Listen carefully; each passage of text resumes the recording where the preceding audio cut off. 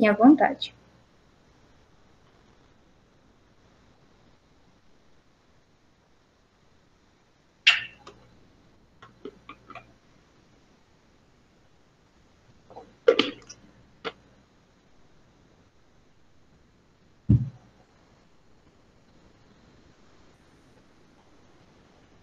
Só esperando. Aí, começou.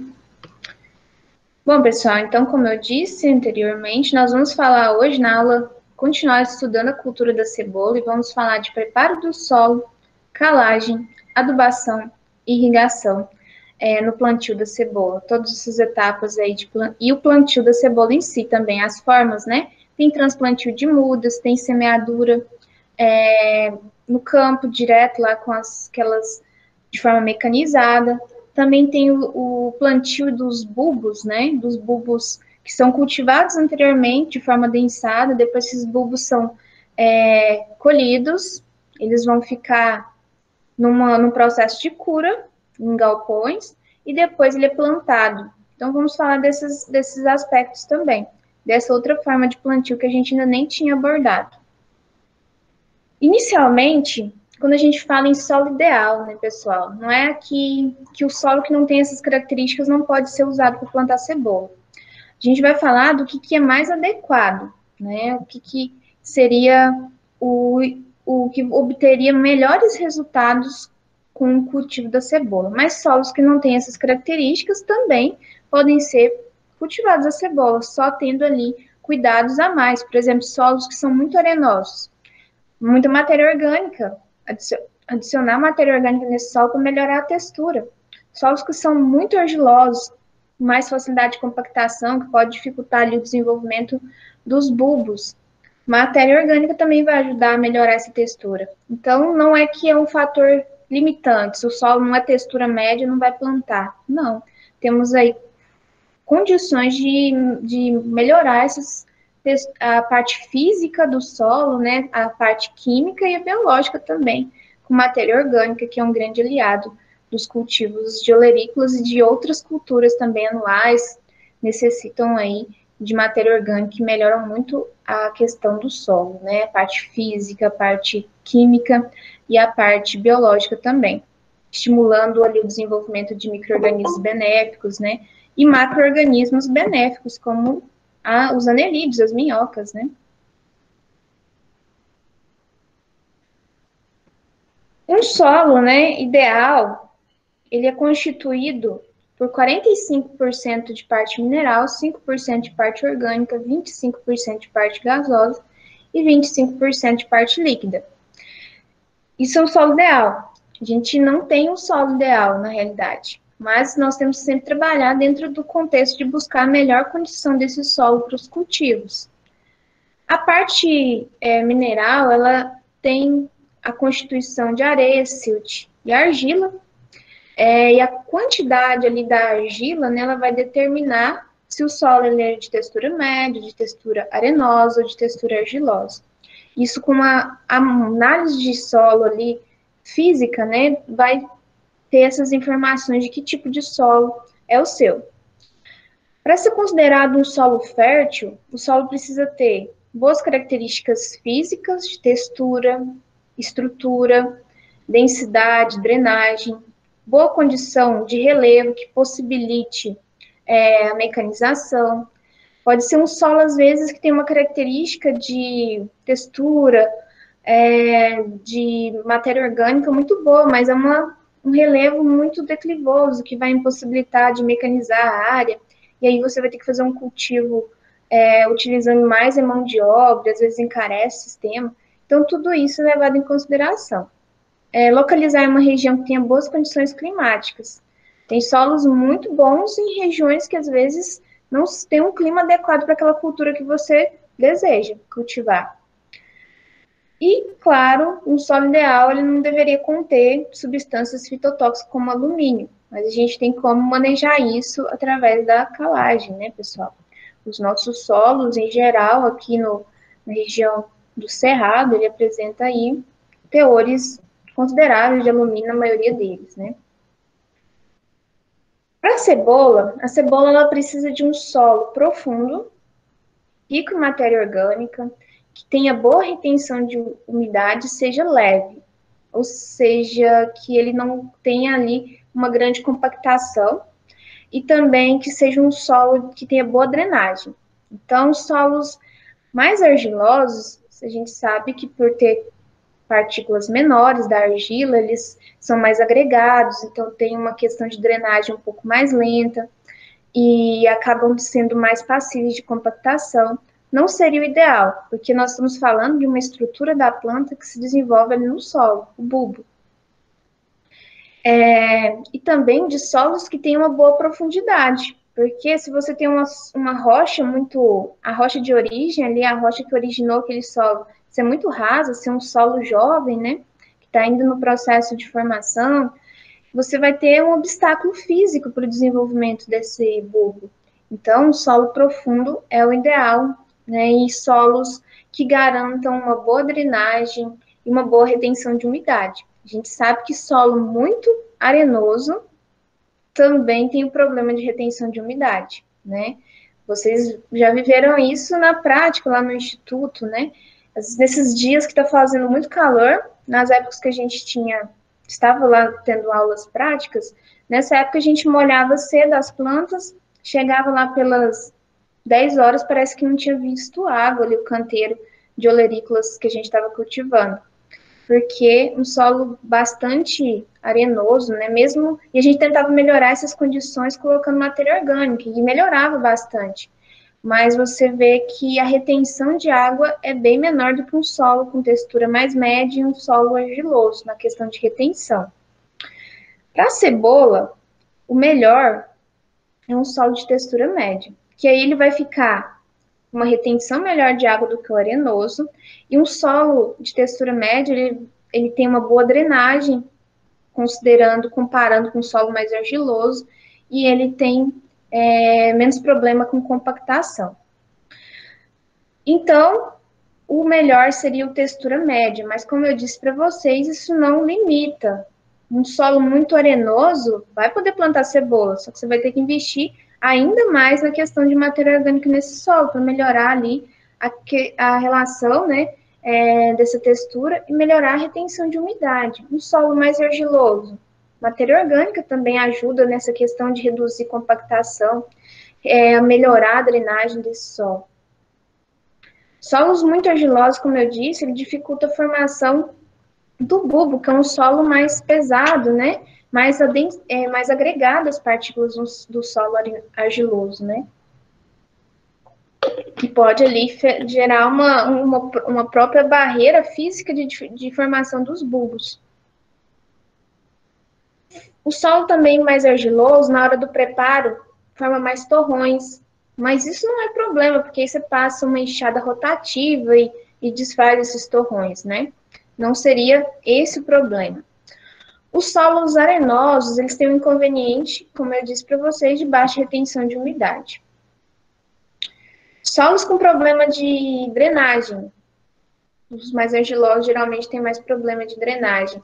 Ele deve ser evitado, ou como eu disse para você, tem que ir trabalhar na elevação dos canteiros, né, porque faz aquele caramanchão, aquele canteiro para plantio de cebola, e aquilo ali ajuda um pouco na drenagem também. Porque se você tem acúmulo de umidade ali por tempo prolongado, ocorre uma série de problemas que favorecem, né, a ocorrência de doenças ali nos bulbos da cebola. Nessa imagem aqui, mostrando aí só para vocês verem que precisa de um solo de boa estrutura, né, que não tenha tanto problema de compactação, porque o bulbo, ele começa ali dentro do solo, depois na fase, já que ele está desenvolvendo, ele já vai uma parte ficando para fora do solo, mas ele precisa de um preparo de um solo com características aí estruturais boas, né? Com relação à fertilidade, isso aí, pessoal, nenhum solo vai estar pronto para receber essa cultura. Ele precisa fazer uma análise e, através dessa análise, fazer as recomendações de adubação, né? Fazer uma análise física para saber a questão da textura e também uma análise química para saber qual que é as condições nutricionais desse solo. Para a questão da amostragem de solo, não precisa fazer ela de 20 a 40, basta fazer a profundidade aí de 0 a 20, porque o sistema radicular da cebola, ele não é muito profundo, então nessa camada ele não vai alcançar camadas aí muito superiores a 20 centímetros, então basta fazer aquela análise de 0 a 20.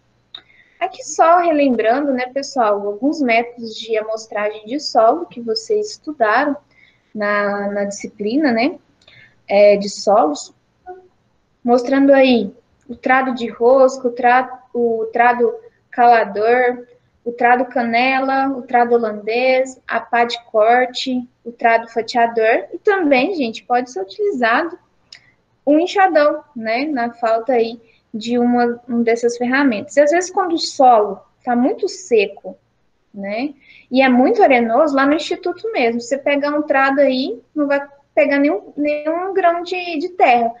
Uma vez eu fui coletar com o trado, mas a terra estava seca e é muito arenoso na área lá que a gente estava fazendo a amostragem. Então, era um enxadão a melhor forma, como vocês podem ver aí nessa ilustração, né, feita com enxadão. Faz essa perfuração, primeira coisa, né, vamos relembrar, tira toda a matéria orgânica de cima ali do solo, arrasta, faz esse corte em profundidade aí de 0 a 20 e tira uma fatia. Isso é uma amostra simples, você vai ter que formar a amostra composta. A vasilha que você vai fazer essa coleta, que está mostrando aí o balde, tem que ser limpo, não pode ter resquício aí de nenhum mineral, que você tem que estar lavado, né? Você vai usar um saco. Não seja um saco de sal mineral, nada, porque isso vai interferir depois nas amostragens, né? Então tem que ser uma vasilha, uma embalagem limpa para você fazer essas amostragens de solo. Vocês sabem, mas só relembrando.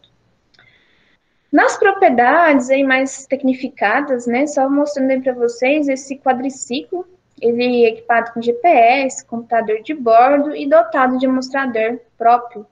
Facilita, aí vocês estão vendo, ele tem um trado ali de coleta de solo, que vai andando na área, fazendo as coletas, as amostras simples que vão formar a amostra composta, e dessa amostra composta faz ali uma mistura bem homogênea e tira uma parte dessa amostra composta que vai ser levada para o laboratório. Isso aí facilita muito, né, pessoal?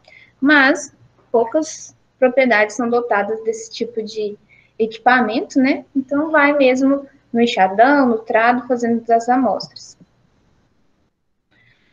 Independentemente do sistema de plantio, se vai ser por transplantio de muda, se vai ser por semeadura ali na área, tem que considerar as questões de práticas conservacionistas do solo.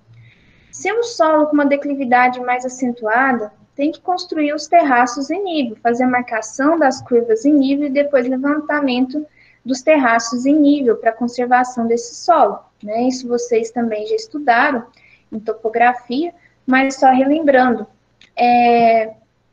deve-se tentar também, aqui eu falei da questão do levantamento, né, do terraceamento em nível, tá?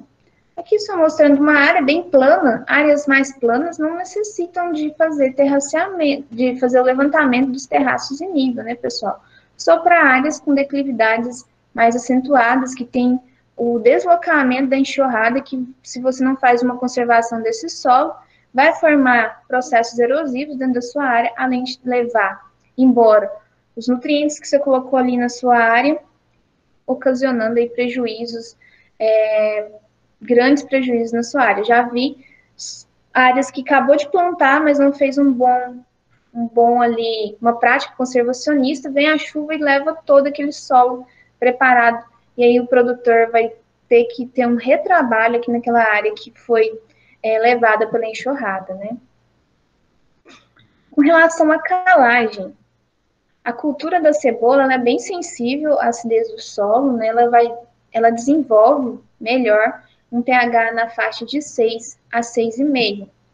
Solos ácidos, a utilização de calagem é essencial para promover ali condições para o bom desenvolvimento dessa planta de cebola, além também de neutralizar o alumínio que muitas vezes está ali e ele é tóxico, né, para a planta. Além da acidez, ela muitas vezes indisponibiliza muitos nutrientes do solo, que ficam aderidos, né? Muitas vezes leva redução da disponibilidade de fósforo, de cálcio, de magnésio que tem no solo, mas ele não está disponível pela questão da acidez. Mesmo em solo sem problema de acidez, mas que tem teores baixos de cálcio, de magnésio, é necessário a utilização do calcário para fornecer esses dois elementos aí que são essenciais, né? O cálcio e o magnésio, para ter uma produtividade boa de bulbos, né? Quando você quer fornecer maior quantidade de magnésio, optar pelo dolomítico, né? Que ele tem teores mais elevados de magnésio do que o calcário calcítico, que tem mais ou menos, né, um teor menor de magnésio mais cálcio. Uma coisa importante na hora de comprar o calcário, que vocês também sabem, mas vamos relembrar, é o PRNT do calcário. O PRNT do calcário é o poder relativo de neutralização total. Quanto mais alto esse PRNT, por exemplo, o calcário de PRNT 100%, ele vai agir mais rápido, tá? Ele vai ter um poder ali de neutralização da acidez mais rápido. Então, isso é importante ser observado na hora de adquirir um calcário, tá? Se eu quero, para minha área, fornecer mais magnésio, vou adquirir o dolomítico. E outro ponto que a gente tem que observar é a questão do PRNT. O ideal é PRNT mais próximo de 100, tá?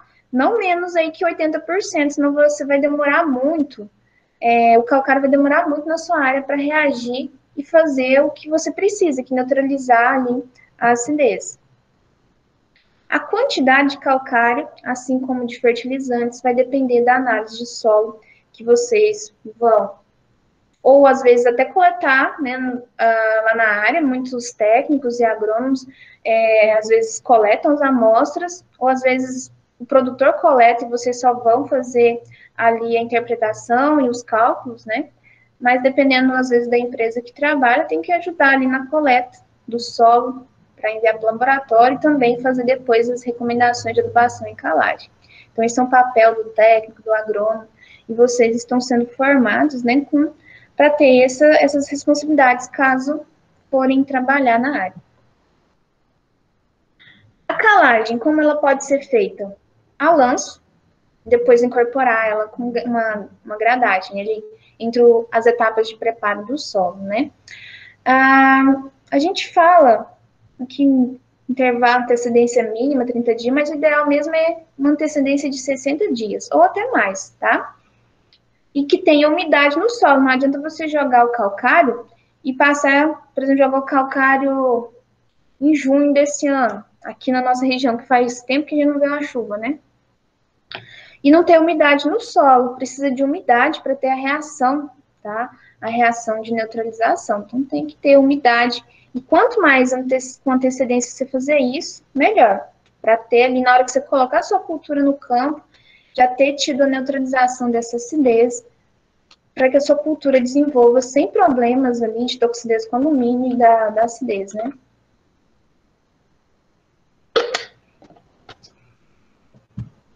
Aqui só para ilustrar, né, fazendo a distribuição a lãs, mas nós temos outros implementos que vocês conhecem, né, com mais capacidade, aqui só mostrando aí um lanço mais simples, e tem os distribuidores de calcário, que tem maior capacidade de distribuição, então depende do que o produtor tem em mãos de implementos. Aqui nós estamos vendo uma ilustração ali da acidez potencial, ou também chamada de acidez titulável, e acidez ativa do solo, né? A acidez ativa, ela é dada pela concentração do H+ livre na solução do solo. Esse H+, ele é liberado pelas substâncias que compõem a acidez potencial. E é medida pelo valor de pH, né? Então, quando você tem o pH do solo, ele vai estar quantificando ali a quantidade de H+ no seu solo. Quanto mais H+ no solo, menor é o pH desse solo. A acidez potencial tem a trocável e a não trocável. A acidez trocável, ela refere-se aos íons de alumínio e de hidrogênio, né, retidos na superfície dos colóides, que ela fica aderida aos colóides do solo. E acidez não trocável são os íons de hidrogênio de ligação covalente associada aos colóides em carga negativa e aos compostos de alumínio. Aqui mostrando, né, os colóides do solo, eles têm capacidade de atrair e reter elementos de carga positiva. Estão vendo um colóide do solo aqui com carga aderida ao hidrogênio, o cálcio, o magnésio, né? Só para vocês terem uma ideia, quanto que o pH interfere na disponibilidade na verdade, de nutrientes. Aqui está escrito micro, mas aqui eu errei na digitação. De nutrientes, nós temos aí nitrogênio, fósforo, potássio, né? Olha aqui, num pH de 4,5, a quantidade disponível de nitrogênio, 20, 30 de fósforo, 30 de potássio. Aqui um pH mais ideal, vamos falar um pH de 6,5. Isso aqui considerando a porcentagem do que está disponível ali no solo, que é disponibilizado. Vamos falar que é 100% disponível ali do nitrogênio. O quanto ele é disponibilizado com pH de 4,5, de 5, de 6, de 7, certo? Num pH de 6,5, que muitas culturas exigem um pH de 6 a 6,5. Todo o nitrogênio disponível, o nitrogênio que está no solo, ele fica disponível. Todo o fósforo, todo o potássio, todo o enxofre, 83% de cálcio e 80% de magnésio. Para vocês verem que, às vezes, você tem nutriente no solo, só que o pH, ele vai fazer com que esses nutrientes, eles fiquem presos, né, ali no solo e não vão ser liberados para sua planta. Então, por isso, ainda tem a importância a mais da calagem, né, para você disponibilizar todos os nutrientes que estão ali no solo. Às vezes você tem, só que não está disponível pela essa relação da acidez.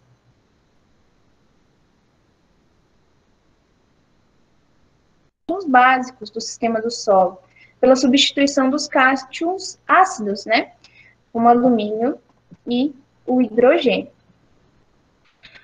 O mecanismo de neutralização, né, como que ele funciona basicamente?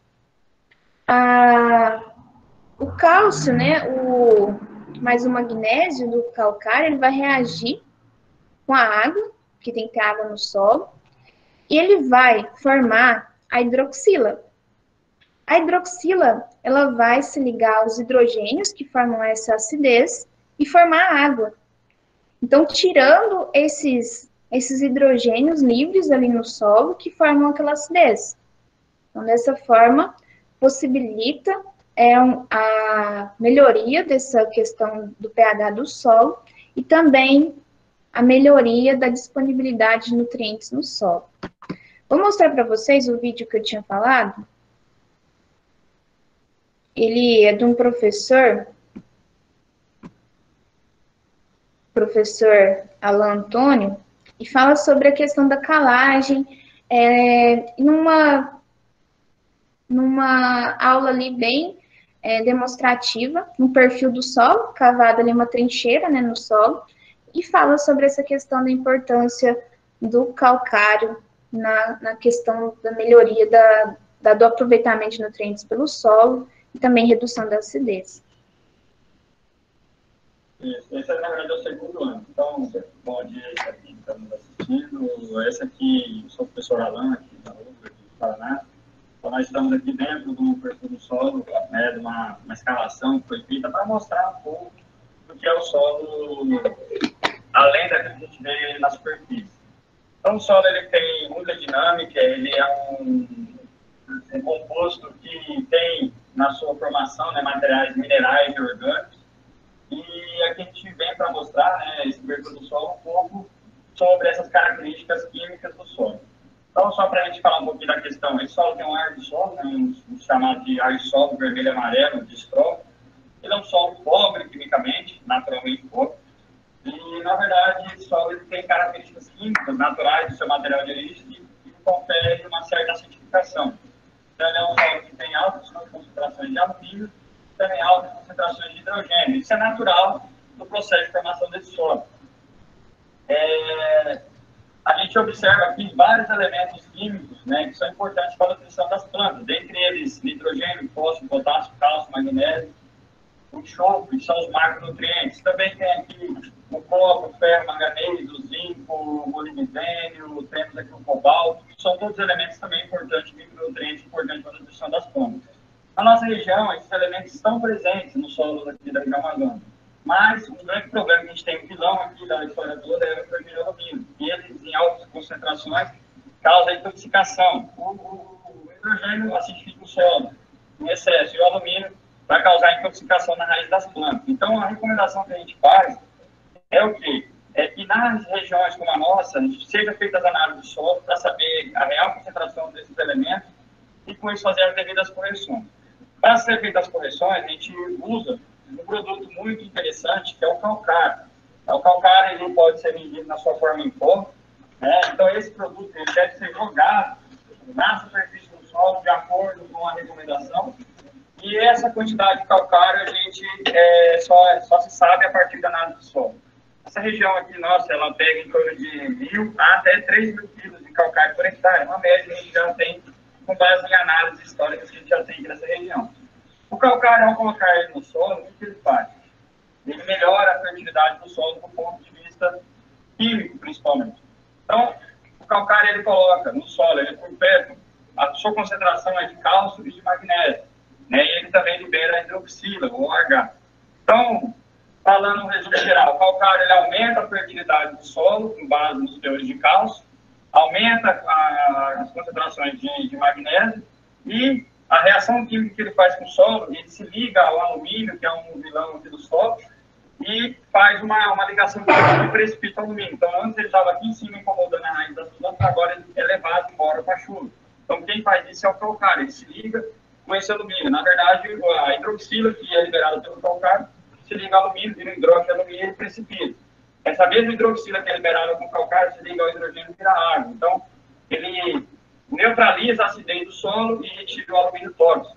Então, o solo com calcário, automaticamente, ele melhora as questões da fertilidade química do solo por proporcionar maior nutrição do solo, disponibilizar nutrientes que já existiam no solo, como o fósforo, como o molibdênio, o cloro, o nitrogênio, o enxofre, o boro, o cálcio, o magnésio, o potássio, dá uma certa diminuída em alguns outros micronutrientes, como ferro, cobre, manganês e zinco, por também ser cátions e também fazer a mesma ligação parecida com a ligação do alumínio, mas a disponibilidade desses micronutrientes, apesar dela cair um pouco, o ideal é trabalhar com solo com pH na faixa de 6,5, que é um pH aí onde você não vai ter problema de cair tanto os micronutrientes do solo. Caso os micronutrientes caiam e a gente queira que as culturas sejam produtivas cada vez mais anos, o ideal é sempre se fazer uma calagem no solo, que é a aplicação do calcário, mas também a utilização de adubos para melhorar ainda mais a fertilidade desse solo. Então, toda a cultura ela extrai uma grande quantidade de nutrientes. Então, todo o processo produtivo é importante. Fazer análise do solo, fazer essas aplicações de calcário, e para a nossa região aqui no sistema de produção, recomeça pelo menos um mês, esperar esse calcário reagir no solo para depois vir e colocar adubo e plantar as culturas. Na literatura e outras regiões do Brasil, é de 2 a 3 meses que se recomenda a aplicação do calcário, mas para a nossa região, porque é alta concentração de chuva e calor, um mês aqui é praticamente suficiente para o calcário reagir no solo. Faz a aplicação do calcário e depois vem com a parte química. Então, a gente entra aqui com as adubações. Adubação tanto de base, com fósforo, com nitrogênio, com potássio e também micronutrientes, mas principalmente a adubação de fósforo na base ela é muito importante.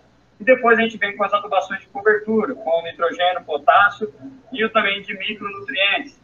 E também é importante a gente, após feitas essas adubações, observar se a planta realmente está usando esses nutrientes, se realmente está na folha dela. Então, a diagnóstico visual, observação, análise foliar é muito importante.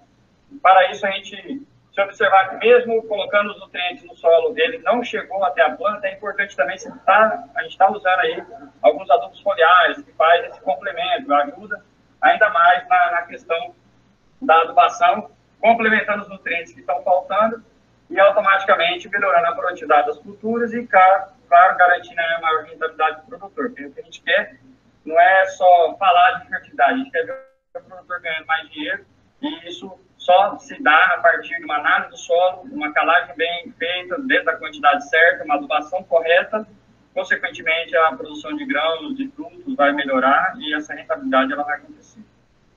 Muito obrigado.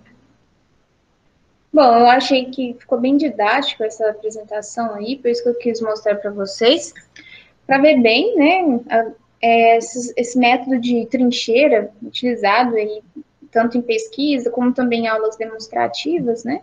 Então ficou bem interessante, eu acho que facilitou para vocês entenderem a importância, vocês já sabem, né? Mas para reforçar um pouco a visualização dessa importância do calcário, a importância da adubação também, né? Para que a gente termine aí esse ciclo de estudos que vocês estão tendo no curso técnico, né?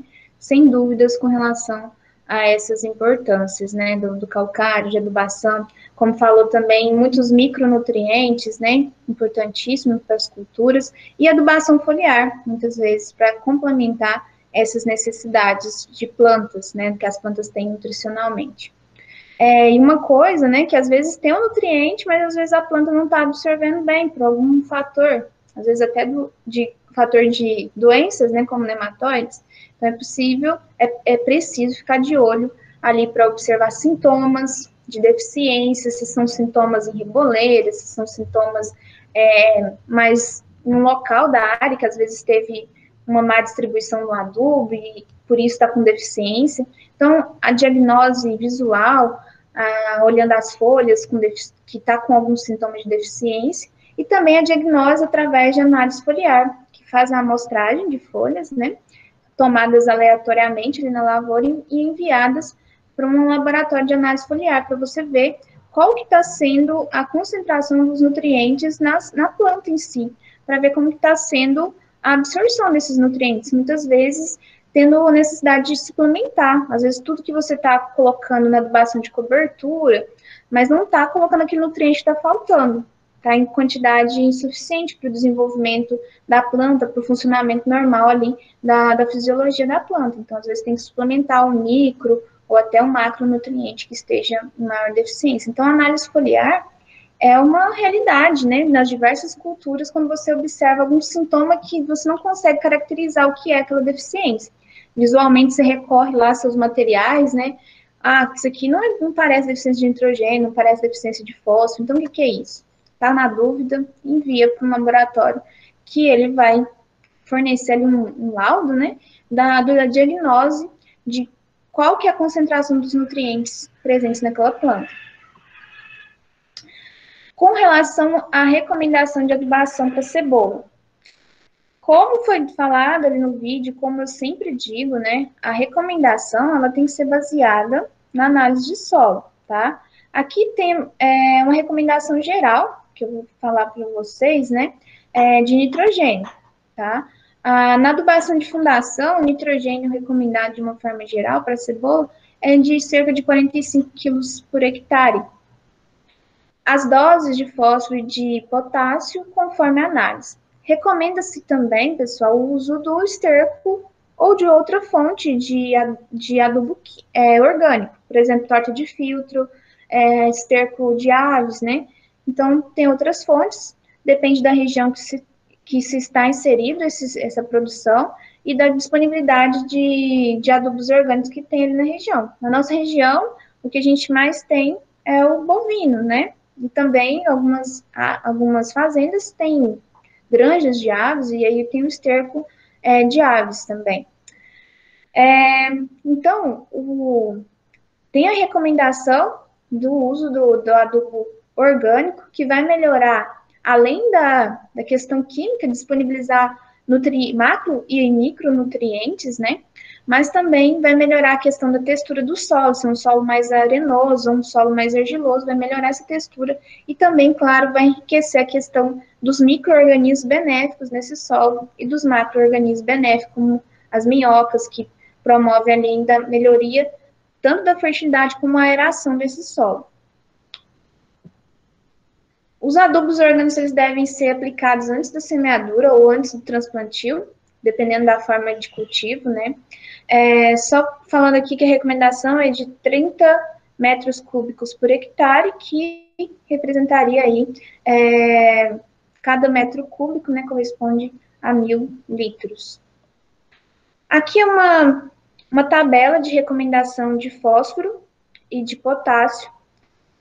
De acordo com a análise de solo, nós temos aqui dado de fósforo em miligramas por decímetro cúbico e de emol por decímetro cúbico, e a recomendação da dose de fósforo, né? Então, se lá na sua análise, né, tá que a quantidade de fósforo deu de 6 a 10 miligramas por decímetro cúbico, a recomendação é de 135 quilos por hectare. Gente, aqui no estado de Minas, a gente usa a quinta aproximação e tem lá essas tabelas que você vai consultar, né? Para cada estado tem os boletins, que no nosso estado a gente usa a quinta aproximação. Então, com base na análise, fazer a recomendação de fósforo e de potássio. Aqui, para potássio, por exemplo, se tiver numa faixa de 0,08 emol por decímetro cúbico a 0,15, recomenda 135 quilos de K2O. Aí vai depender da fonte, né? Lembra de fazer aquele cálculo de regra de 3, quanto você precisa e quanto que a fonte que você vai utilizar fornece, você vai ter a quantidade real de quilos daquele produto que você vai usar. Por exemplo, vou usar o superfosfato simples ou triplo. Quanto dele eu vou ter que aplicar para ter, por exemplo, 135 quilos por hectare de P2O5. Adubação de fundação, essencialmente, você tem que ter fósforo, né? Pela questão da mobilidade do fósforo. Então, o fósforo tem que ir na adubação de fundação, essencialmente. Claro que nesses cultivos também vai fontes de nitrogênio, de potássio, e também algumas propriedades vão usar matéria orgânica, que aí vai incrementar também a questão do nitrogênio e de outros macro e micronutrientes. A adubação ela pode ser feita na véspera no dia, tá? Aqui mostrando, é uma imagem aleatória, só mostrando a distribuição à lança ali de adubo, né? Na questão da cebola, o solo muitas vezes é preparado antes, mas também tem o plantio direto, a semeadura direta sobre palhada também está sendo usada em algumas áreas, né? Que aí prepara uma palhada, desseca, planta, né? Mas em alguns casos faz o levantamento dos canteiros, né? Como a gente vai ver daqui a pouquinho. A adubação de fundação, os fertilizantes mais usados, as fórmulas comerciais como 6, 24, 12, o 10, 10, 10, o sulfato de amônio como fonte de nitrogênio, fornecendo 20% de N, a ureia, 45%. Mas isso aqui, gente, é bom sempre olhar lá na etiqueta do adubo, né? Que às vezes tem uma pequena variação de uma marca para outra, mas é sempre bom dar uma olhada para ver a quantidade que está fornecendo. O superfosfato simples, 18% de P2O5, o triplo, 42% de P2O5, cloreto de potássio, 60% de K2O, o sulfato de potássio, 50%. Recomenda-se usar uma combinação, né, de sulfato de amônio e superfosfato triplo, ou ureia e superfosfato simples, para garantir também o fornecimento do enxofre que tem nesses adubos, né, que é um nutriente importante para a cebola. Adubação de cobertura. Recomendo 90 kg de N por hectare, só que ser parcelado, viu, gente? Para que tenha uma boa absorção ao longo do ciclo. Não adianta você colocar isso tudo de uma vez só, que a planta não vai absorver, vai ter muitas perdas para o ambiente. Então, o parcelamento, pelo menos em 2 aplicações, uma a 25 dias após a germinação ou transplante, dependendo da forma que foi feito o plantio, né? Foi transplante mudo, foi semeadura, e outra 45 dias, mas podendo parcelar mais vezes, quanto mais melhor, mas aí vai depender de uma avaliação de custo, né, que esse produtor vai fazer. Em solos muito arenosos, recomenda parcelar o potássio também, dividir em 2 aplicações, uma metade na fundação e outra em 50 dias depois da germinação ou transplante, juntamente ali quando vai fazer a última aplicação do parcelamento do nitrogênio. A adubação nitrogenada em cobertura pode usar ureia, sulfato de amônio, né? Como o nitrogênio pode ser perdido na forma de gás de amônia para a atmosfera, como a gente já falou bastante, a volatilização, né, é conveniente que a ureia, né, ou também o sulfato, ele seja aplicado em pequenos sulcos laterais ali nas linhas de cultivo, cobertos com uma pequena camada de solo e fazer irrigação logo depois para favorecer a movimentação do N dentro do solo e ele logo entrar em contato com as raízes, né, de ser absorvido, para evitar a perda maior desse nutriente, né. Após as adubações nitrogenadas, deve evitar irrigações pesadas para evitar as perdas por lixiviação, que é levar esse nitrogênio na forma ali de nitrato para as camadas mais profundas do solo, tá? Adubações de cobertura em solos mais alcalinos, que tem pH acima de 7. Deve usar sulfato de amônio em vez de ureia, porque nesses solos a possibilidade de perda de N por volatilização são maiores quando usa ureia do que quando usa sulfato. Quando houver recomendação de aplicação de potássio em cobertura, este deve ser aplicado em forma mineral junto com os fertilizantes nitrogenados. Além dos nutrientes, os macro, né? Tem micronutrientes importantes para o desenvolvimento da cultura da cebola, incluindo o boro, o cobre, o ferro, o manganês, o molibdênio e o zinco. Esses micros eles têm importância nos processos de crescimento, de síntese, de translocação de açúcares e possibilita uma melhor produção e qualidade desses bulbos. Os fertilizantes orgânicos, o esterco, curtido, a torta de filtro, ela geralmente apresenta aí boa quantidade de alguns desses micronutrientes, mas também podendo usar fontes aí foliares ou até mesmo outras fontes utilizando ali ao longo do cultivo para fornecer esses micronutrientes. Falando agora um pouco de irrigação. Eu falei, antes da gente começar a aula, que a cebola é uma cultura muito exigente em água, assim como a maioria das olerícolas, né? É uma cultura que tem boa parte da sua constituição é água. Então, tem que fornecer as quantidades adequadas de água para ter um bom desenvolvimento, uma boa produtividade de bulbo. Nada em excesso e não em falta. O excesso vai favorecer lixiviação de nutrientes do solo, lixiviação de nitrogênio e de outros nutrientes, vai favorecer a ocorrência de doenças nesses bulbos e de algumas pragas também. E a falta vai reduzir produtividade, vai formar bulbos pequenos e o desenvolvimento radicular vai ser reduzido, e isso vai interferir na absorção de nutrientes. Os estágios, né? Todo o ciclo da cebola tem que ter umidade no solo, né? Para que ela absorva essa água e também juntamente os nutrientes. Mas o estágio que é mais sensível à falta de água, ao estresse hídrico, é o período de formação de bulbo. Tem alguns produtores que cultivam de forma sequeira. Vai plantar a cebola ali no verão, vai usar a água natural das chuvas. Isso aqui no Sudeste, né? Temos chuvas regulares no verão. Mas a gente sabe que, né, o clima, ele é sempre uma caixinha de surpresa, digamos assim, né? Ele não é moldado à nossa vontade. Está lá no pleno janeiro, onde teria uma previsão normal de chover com bastante frequência e passa 20 dias sem chuva porque de uma questão ambiental aí de veranico, do fluxo aí de ar, daquela questão de movimentação de massas, que vocês estudaram climatologia, né? Então, às vezes acontece um veranico naquela época de janeiro. E como vai ser feito? Como o produtor faz se ele não tem nenhum sistema de irrigação montado? Então, plantar de forma sequeira é sempre um risco, né? Sempre está aí você deixa a sua cultura nas mãos do clima, né? Que ele é sempre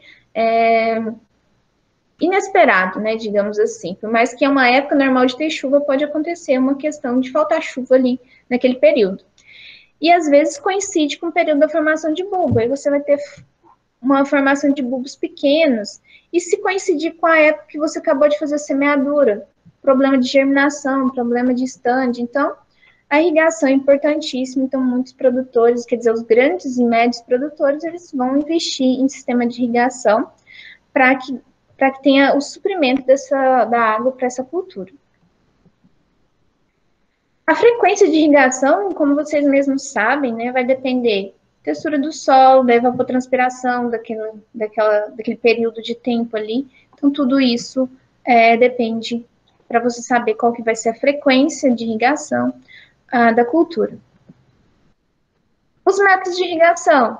Por suco, que é pouco utilizado, vocês sabem que pela questão de uso de água, né? Usa muita água. Aí nós temos o sistema de aspersão convencional, nós temos o sistema de microaspersão, o pivô, localizada por gotejo, né? Então, a escolha do tipo de irrigação depende da tecnologia que esse produtor pode estar utilizando, a questão financeira, né? O grau de tecnificação desse produtor. O pivô central, ele tem sido muito utilizado pelos médios e grandes produtores de cebola, né?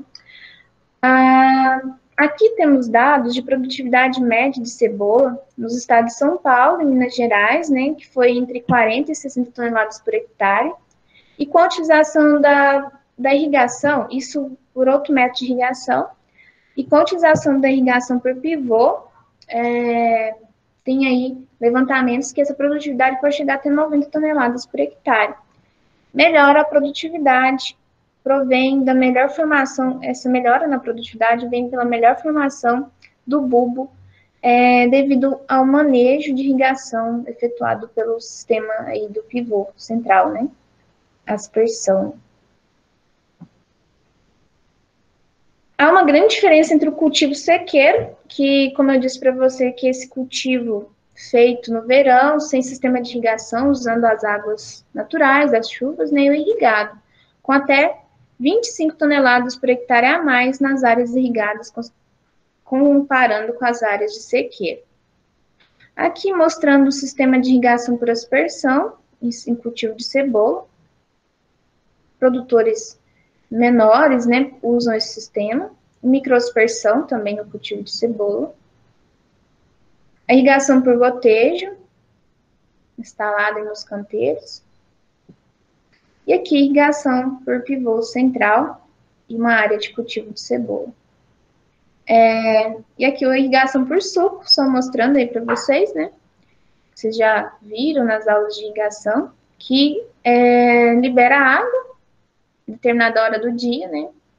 E ela vai percorrer esses sucos, levando a água para os sistemas, para o cultivo. Mas a gente sabe que não é o sistema mais econômico de água, né? Mais eficiente. Falar de preparo do solo, né? Para os sistemas de cultivo convencional, tem que ser feito um preparo de solo. Aração, gradagem pesada, gradagem leve, para ter uma preparação desse solo boa para vir ali com o cultivo, tanto para transplantio de muda, como também para semeadura na área. Em áreas que tem uma compactação, um solo mais compactado, recomenda-se fazer o uso ali de um subsolador, né, numa profundidade de 5 a 10 centímetros abaixo dessa camada compactada. Depois que fez o uso de arado, se foi necessário fazer uma subsolagem, depois que fez o uso de uma grade pesada, de uma grade niveladora, vem fazendo o levantamento, né, dos canteiros. Estão vendo aí o uso de uma enxada rotativa, levantando esses leirões. Os leirões, em geral, eles apresentam largura de 80 a 1 metro, né, de largura. Não são todas as propriedades que usam esse método, muitas não usam o método de levantar os leirões, tá? Mostrando a enxada rotativa com encanterador. Outra imagem aí. Inclusive, lá no Instituto a gente tem esse implemento, né?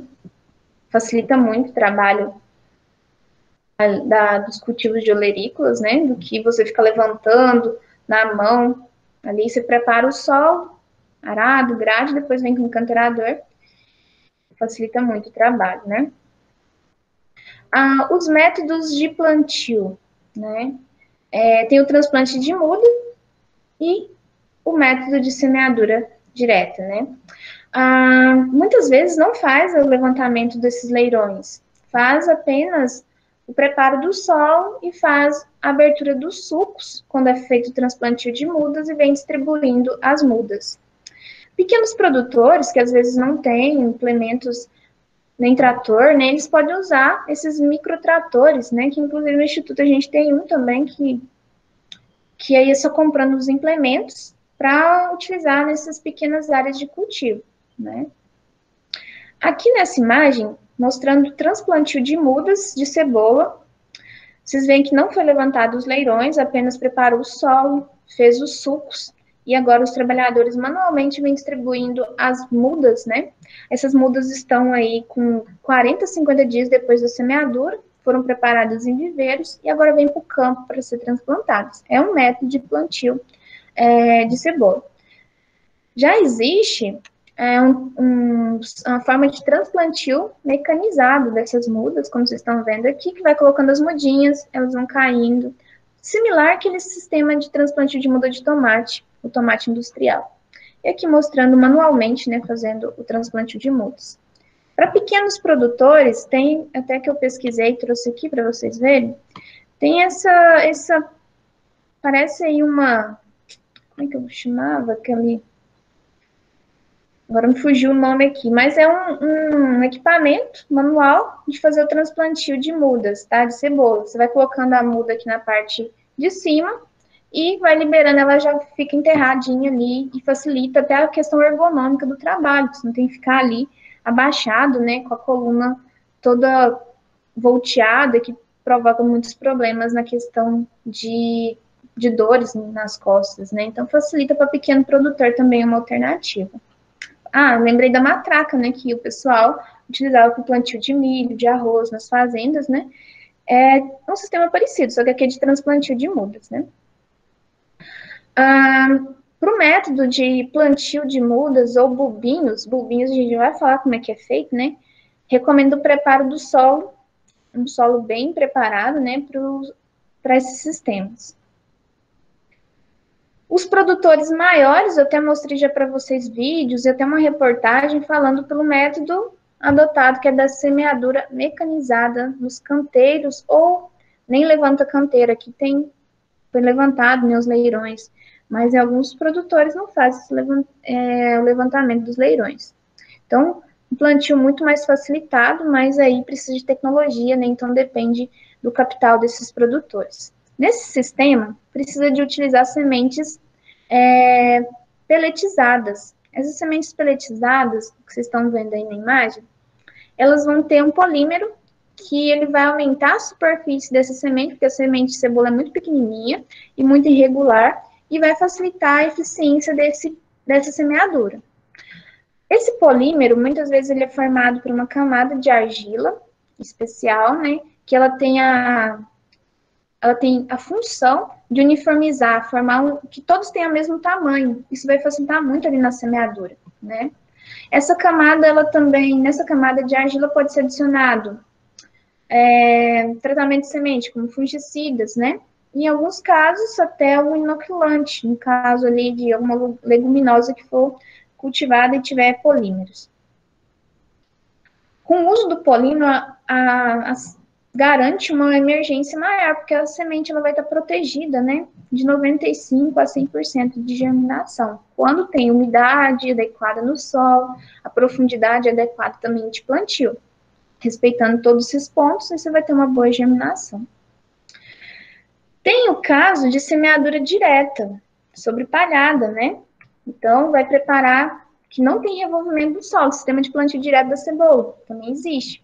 Não vai ter revolvimento do solo, como vocês mesmos sabem já, a questão de qual que é a filosofia do sistema de plantio direto.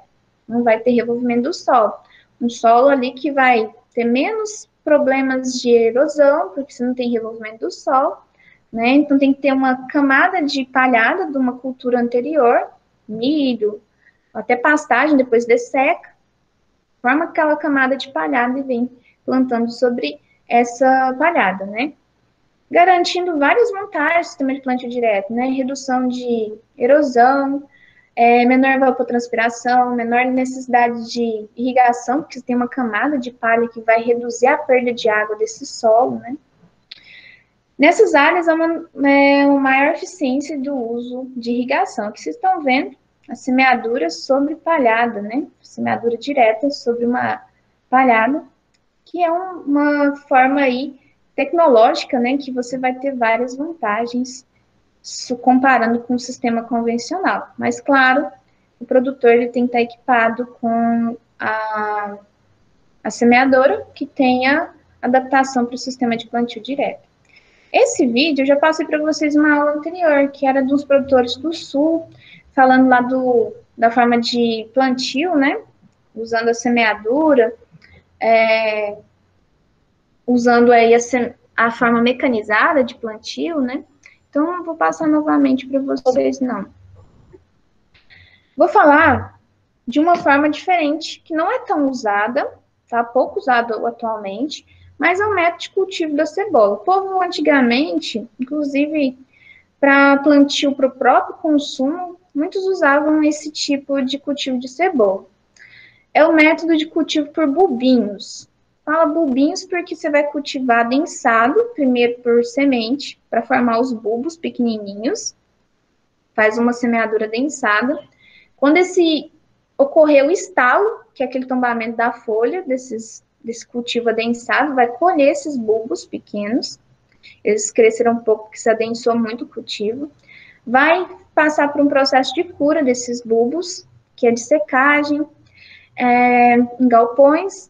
Às vezes, alguns fazem uma parte no campo, se não estiver tendo chuva nessa época, e uma parte seca no galpão. E depois planta esses bulbinhos, né, para obter a produção dos bulbos definitivos ali para o próprio uso ou para comercialização. Então, como que é as etapas, né? Eu expliquei aqui bem resumidamente. Produz o bulbo, o bulbinho, né? Na primeira época, normalmente faz a semeadura entre julho e agosto, tá? Ou outubro a novembro. Faz o plantio da cebola por semente de uma forma adensada, tá? Faz a semeadura adensada ali no canteiro. E quando você faz a semeadura nessa época de julho a agosto, o fotoperíodo está aumentando aqui na região sudeste, né? Nós estamos tendo dias maiores, né? Até chegar no inverno, no primeiro dia lá do inverno, nós tivemos um fotoperíodo reduzido. Agora nós estamos tendo um crescente no fotoperíodo. Essas condições, junto com temperaturas mais altas, promovem a bulbificação precoce. A gente até estudou a questão da interferência da temperatura do fotoperíodo nessa questão, em algumas aulas atrás. E formando esses bulbos precoces, em poucos meses já vai ter os bulbinhos, né? Aqui mostro falando, né, da questão da quantidade de semente, de 2 a 4 gramas de semente por metro quadrado, vai ser bem adensado. São necessários de 1 a 2 quilos de semente para obtenção de 1.500 a 1.800 quilos de bulbinhos, que é suficiente essa quantidade para plantar 1 hectare, por esse método, tá? Para plantar 1 hectare, você precisa de uma área de 800 metros quadrados para a produção desses bulbinhos. Pode fazer a lanço ou pode fazer manual, né? Aqui está mostrando uma área de produção adensada do bulbinho, tudo semeado bem adensado. E você vai obter esses bulbos pequenos, vocês estão vendo aqui na imagem abaixo. Então, realizou a semeadura ali, julho, vai colher em torno ali de novembro, outubro, dependendo das condições climáticas.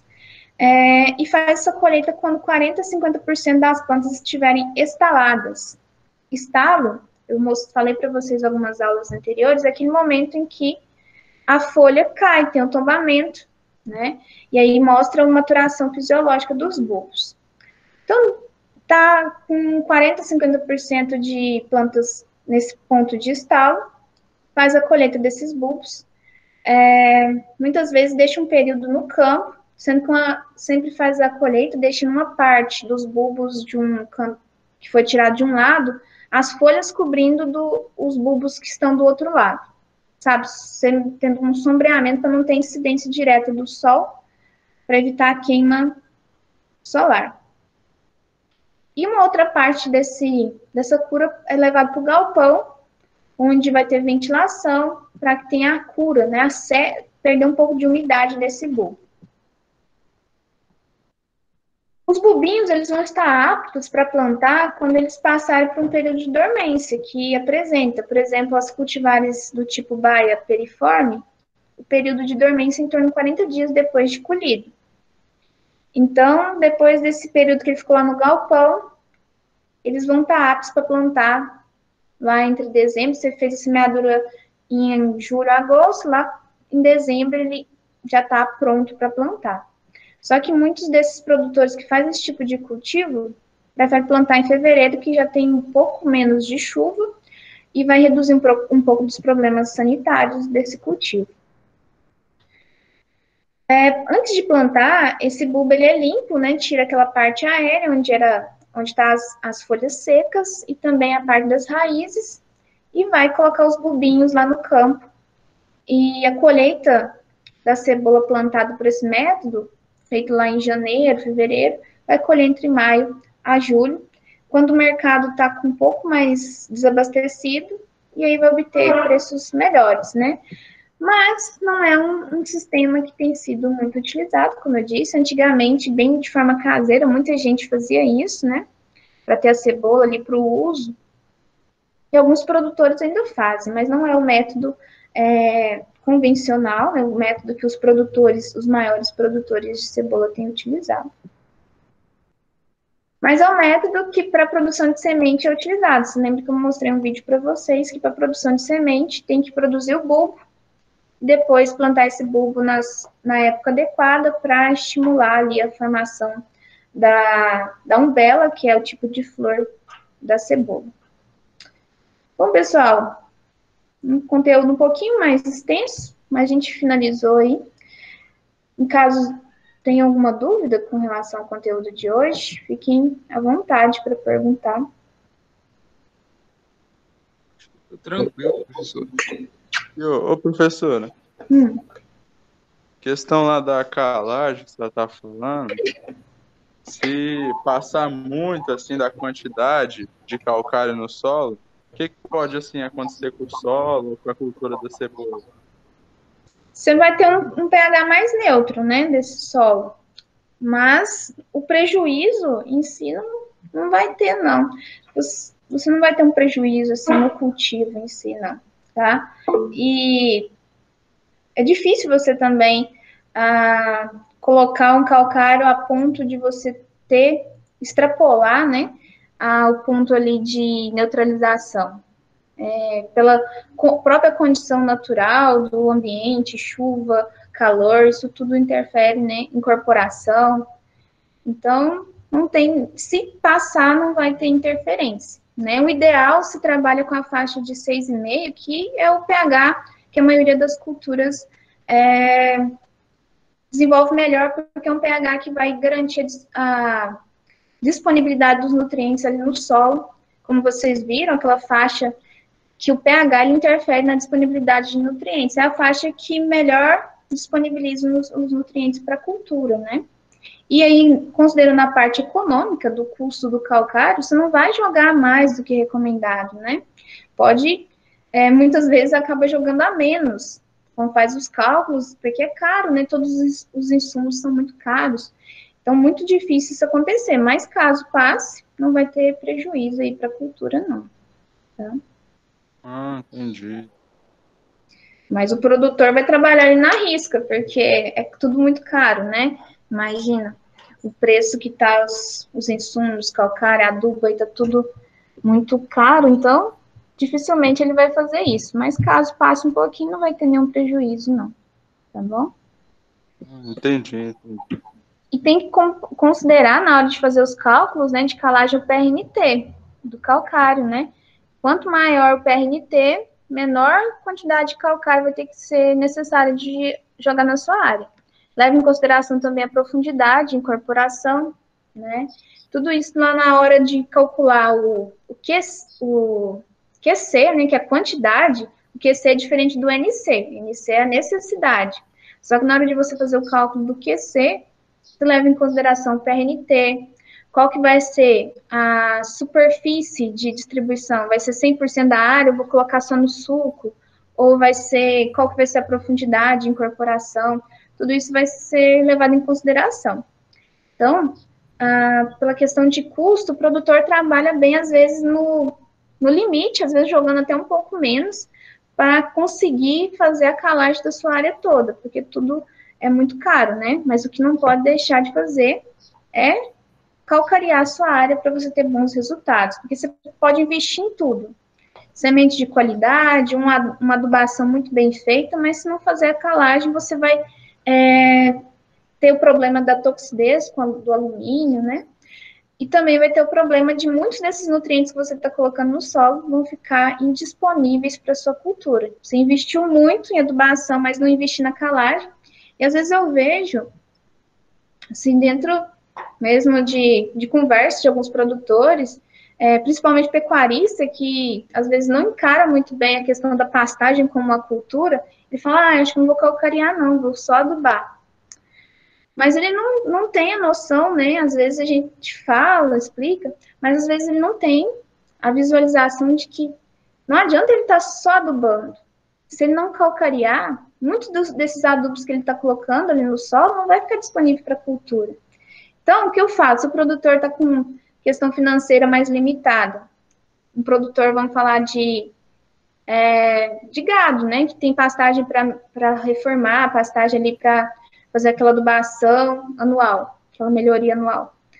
Se não está com dinheiro para fazer calagem e adubação, faz primeiro a calagem, né? Que você já vai melhorar muito a disponibilidade muito nutriente que está no solo preso, né?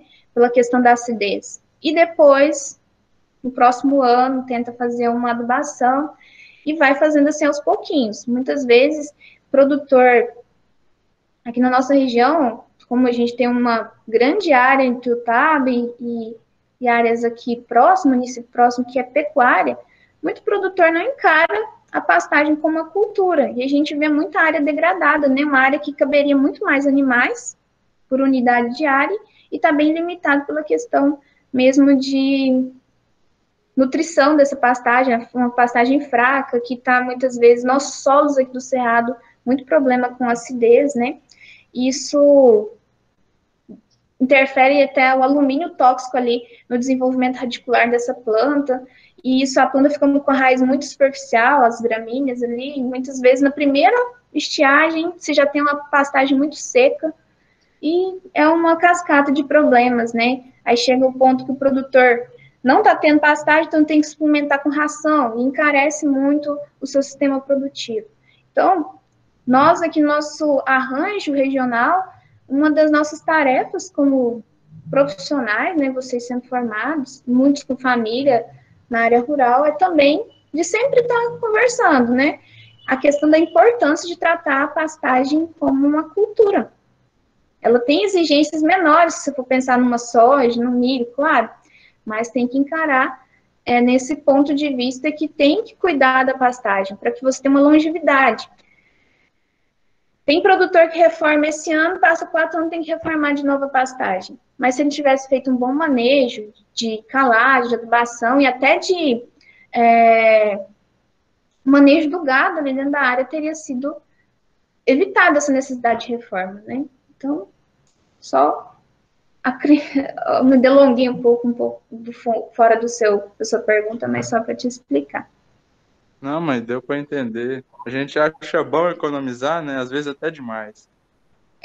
Então a economia às vezes sai caro. Calcário, primeira coisa a se fazer. Se tem dinheiro para pastagem, para calcarear e adubar, ótimo. Mas se não tem, começa com uma calagem bem feita, que já a sua pastagem vai responder bem.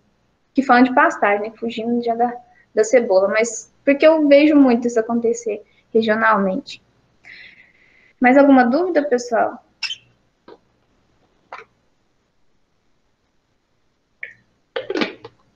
No momento, não. Então, pessoal, finalizamos aqui. Vou deixar uma atividade para vocês lá, valendo 2 pontos agora, tá? Nós ainda temos um horário, né? Então, vai dar tempo vou disponibilizar, dá tempo de vocês fazerem. Se não fizer hoje, eu tenho um prazinho, vou dar um prazinho de uma semana para vocês fazerem, mas quem já está com tempo aí, use nosso horário para fazer e liberar dessa atividade, tá? Agradeço a presença de vocês. Nos encontramos na terça-feira na aula de fruticultura. Boa tarde. Se cuidem. Abraços para todos e todas. Abraço. Abraço, Até professor. mais, professora. Até.